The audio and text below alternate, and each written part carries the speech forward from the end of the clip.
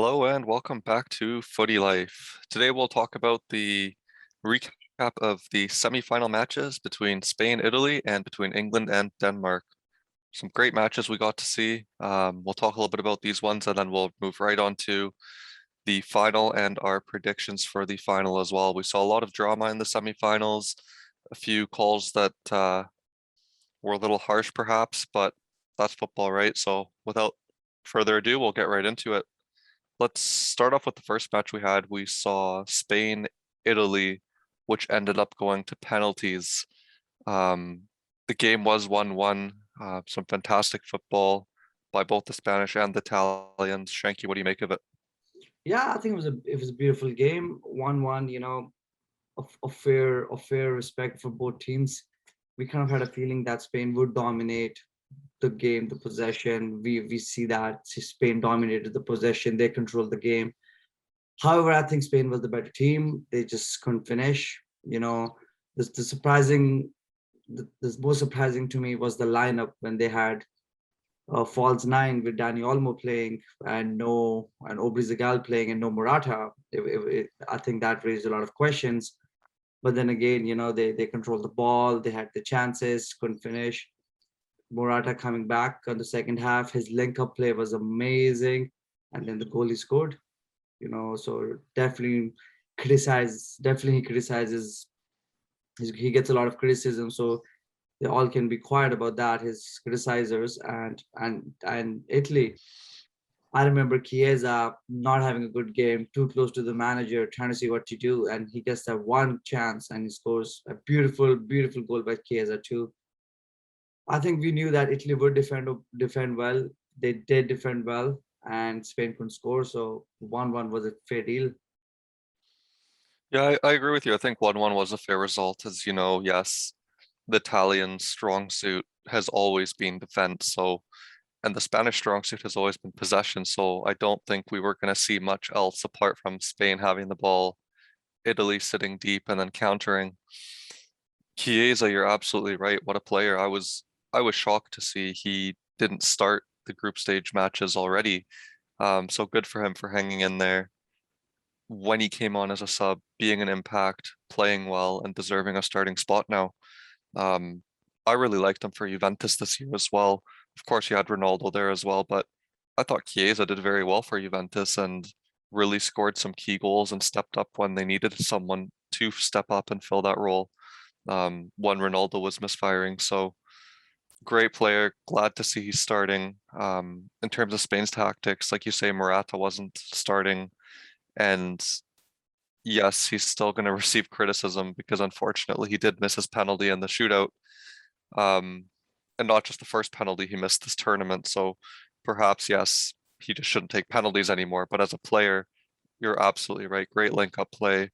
And I really liked seeing Dani Olmo start the match. I thought Dani Olmo brought a lot more energy um, and movement to the Spanish team. I know Spain plays that tiki-taka passing style, but Olmo was also moving around constantly. He was kind of a free roam player, so that was really great to see. And Spain came up just short in the shootout, which you know what, I don't blame them. You've got an Italian team that's known to be successful in shootouts, and then you also have to stare down Donnarumma in goal, who's 6'5", so that's already intimidating enough, isn't it? Absolutely, Daniel Olmo definitely I like him too, and definitely great energy. He's from the Barcelona Academy, which is so funny because you can just see he knows how to play tiki taka as well as play direct as well, and penalties. It's lottery. It's a luck. I would say no disrespect to Murata, that was a good penalty. At least it hit the target. He didn't blast off. He didn't blast it off the bar, but yeah, it was a simple penalty. Goalkeeper gets the right side, and there we go. You're right. As long as you hit the target, I think it's a decent penalty. At least you put it on target. All right, let's go over to what was perhaps a much more controversial match where we've seen the great story of Denmark and then we've seen England as well. England took this one 2-1. Um, Denmark taking the lead 1-1 through an own goal and then Harry Kane. Who else but Harry Kane, right? What do you think, Shanky? Yeah, a very interesting game. I thought England would be better here, but again, it's semi-final, and you got to give credit to Denmark here. A beautiful goal by Darmstadt. Beautiful free kick, amazing. And yeah, maybe that's why England can concede is on free kicks and on set pieces. And England came back. They scored a beautiful goal. They're 1-1 goes into extra time. England were going heavy. I thought they would nick one in, and of course, Sterling had more firepower. Balls moving it from there, and then a controversial penalty. To me, it's too soft to give a penalty. It's very soft. You do not give a penalty on that stage of the semifinals, that extra time of the game. And then brilliant for Harry Kane following up. A lot of times keepers save it and players don't follow up, and a good follow up from Harry Kane. So credit to England here. Yeah, you're right. I do want to say, yeah, absolutely credit to Harry Kane for following up. You're right. People don't always, they're not as alert and aware. They just either expect the ball to go in or bounce really far away. So good for Kane for being alert for following up his own penalty miss that was saved by Schmeichel. So credit to Schmeichel. We know he's quite good at saving penalties. So had this gone to penalties, I don't think we would be talking about England in a final here. The penalty, I agree with you as well. Much too soft. If anything, Sterling's leg just got brushed a little bit. It's not like you're in the box and you don't have people touching your arms and your shoulders constantly anyways. So I don't think it was a penalty. I don't think you can call that, whether it's a group stage game or semi-final or final. I don't think it was worthy of it. And I think play should have been blown dead anyways because of the second ball in the corner. Absolutely no players reacted to the ball, but it was still very much in the way within where the play was happening. So I think the whistle should have gone in advance anyways, and we wouldn't be talking about a penalty controversy. I'm surprised how VAR didn't call it back. VAR had a look at it. They should have called it back and said, no, penalty. Yeah, I agree. I do have a little bit of a feeling that because it's in England, of course, um, that may have some impact as well.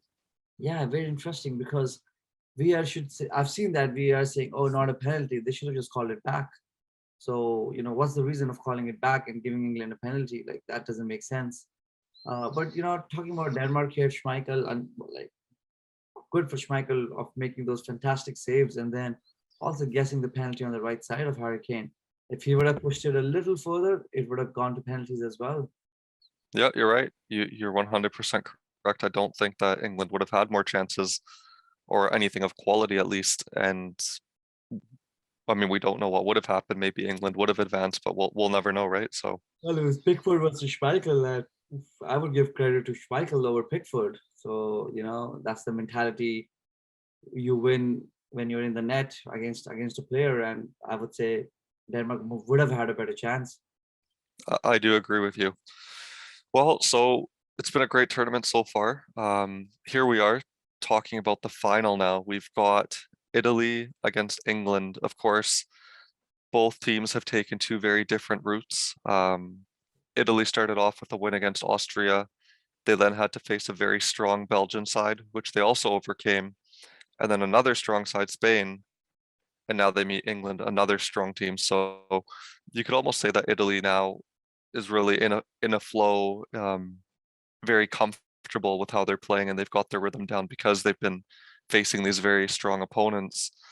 England's route to the final a little bit different. They played a German team, which is in a transitional phase where I'll be honest, had Muller scored, I don't think England would have advanced had it been 1-1, but he missed, so England advanced. They then went on to play Ukraine, where I think that was England's best game against the Ukraine. Either England played the best or Ukraine played very poor. I don't know which one.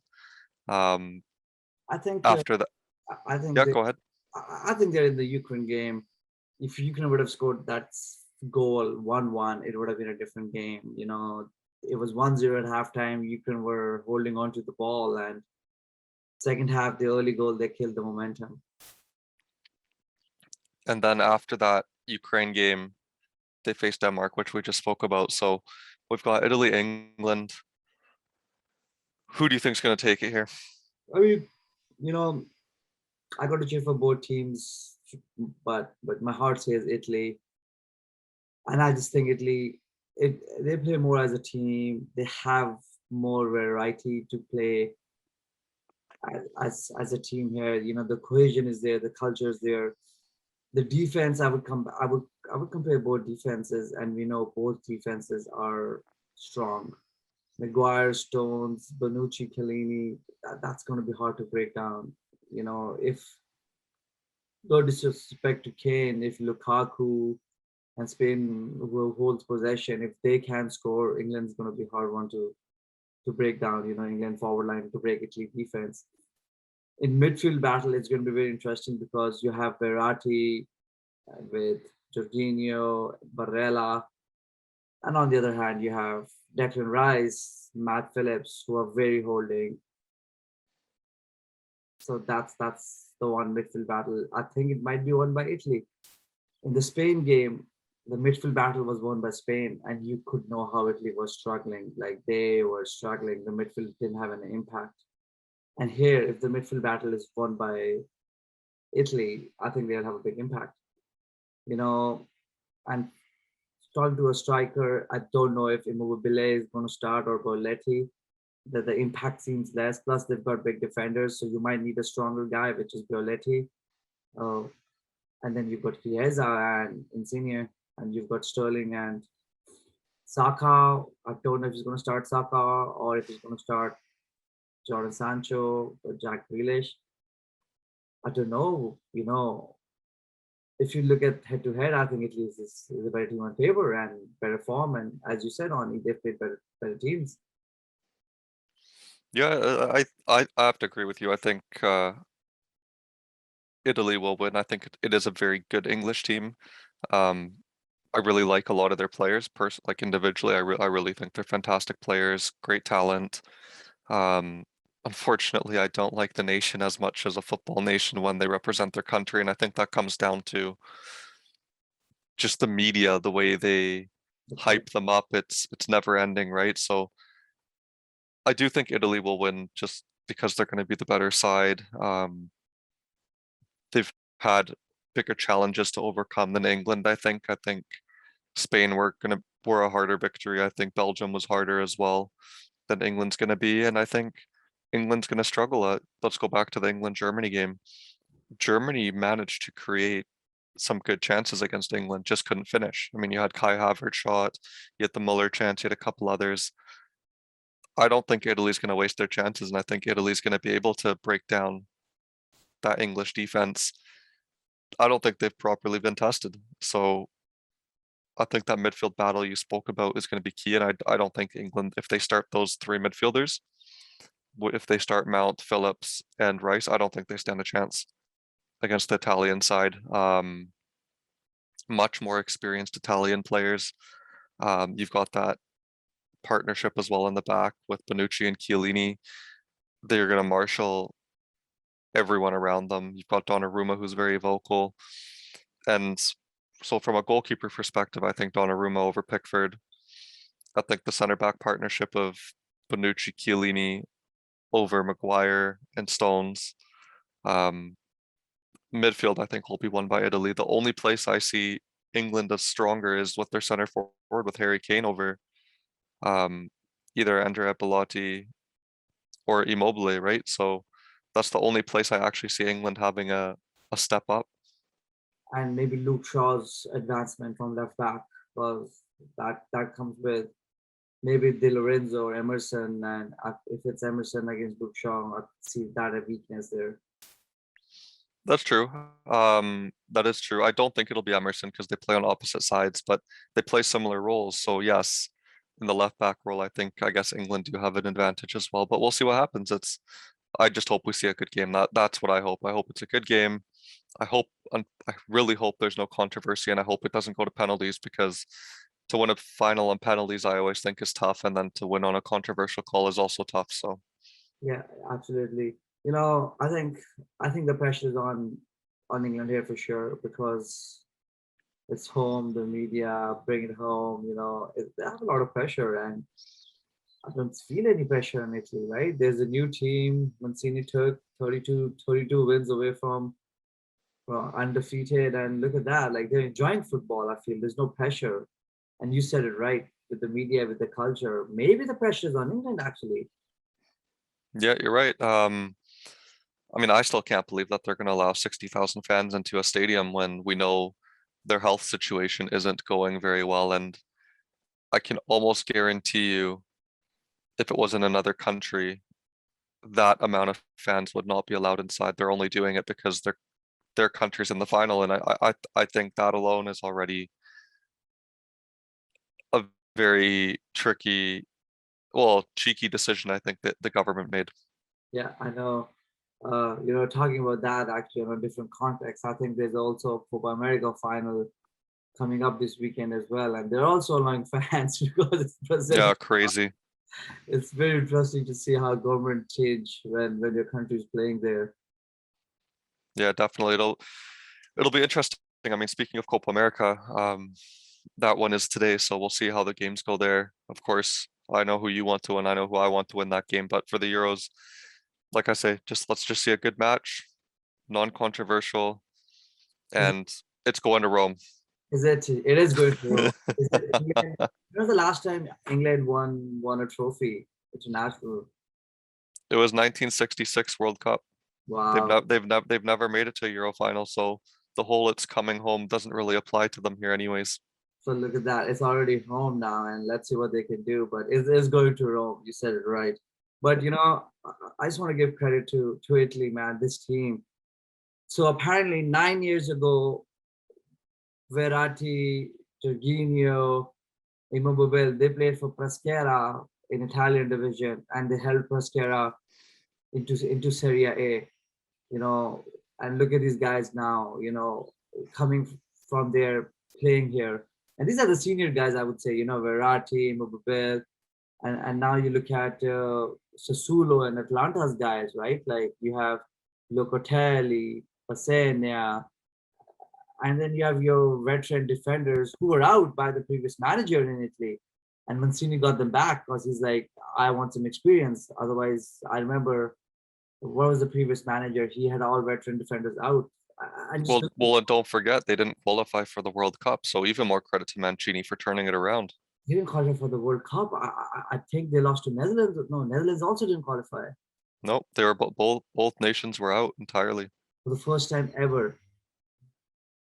And look at this. So just look at this team too, because I know these players will get called by big clubs, or big clubs will be looking after them. But just next year is the World Cup, and this team will only get better with a couple of injuries they've had in Italy. Like Sensi got injured, you know. Um, they might have another striker, Italian, coming, which I don't remember on top of my head, but I think there's a new upcomer guy coming as well. Yeah, you're right. I am very like I say, I'm extremely impressed by this Italian team with what they've managed to achieve, not qualifying for a World Cup. So to mentally get over that hurdle that they never qualified for the tournament, then there might have, of course, been a bit of relief that they had qualified for Euros. But then you're here, you turn up on the stage, you get out of the group stage easy, and then you look at the road ahead of you of who you probably have to play. I mean, they knew it wouldn't be a walk in the park, but to be the champions, you have to beat the best. So I hope they can pull through here. I was talking yesterday about Italian soccer, with my friends. We went golfing and stuff. And 2010, I think Italy won the World Cup 2006, and 2010 they were out and round of 16 in South Africa. And they changed their entire tactics in Italy to see how you can bring to Italy from Italian like culture from the youth and develop. And look at that, 10 years from now, Italy's in the final, and with young players, it just says that and Serie A players have the highest number of goals in Euro than any other league players. So I was telling them Italian soccer is back. I grew up watching Italian soccer early 2000s, and now Italian soccer is back. The Premier League definitely is more watched league because of the TV rights, the flair, the media. But Italian soccer is back up there. No, I couldn't agree more. And I think a lot more, you're seeing a lot more people walk around with jerseys supporting teams in Italy now as well, especially here in Canada where we are. You're seeing a lot more presence as well, and people talking about Italian clubs as well. Um, Especially for in the Champions League. I mean, everyone watches the Champions League around the world, but people supporting Italian clubs. Before, you're right, it was media dominance again of the English game. And yes, I'm a Chelsea supporter, but the media drives me nuts. It's always so it's almost like they have a tunnel vision. They only focus on the one thing, whereas there's so many other great teams and clubs and nations out there that are actually maybe a bit better too, and or at least good competitors and good challengers and opponents. So we'll definitely see what happens. Absolutely. And the top six clubs in Italy, everybody changed their managers, which is so interesting. All the top six clubs in Italy changed their managers for the upcoming season. So it'll be a very interesting season. Yeah, looking forward to it for sure. Well, with that being said, if you like what you're seeing, hit that subscribe button, like the video. Every little bit helps the channel, as we always say. If you did wish to join for the final game or fantasy, the link will be in the description along with the league code, of course. Um, we'll see you after the finals. We hope it's a great match and we hope you enjoy the match. Thanks for watching.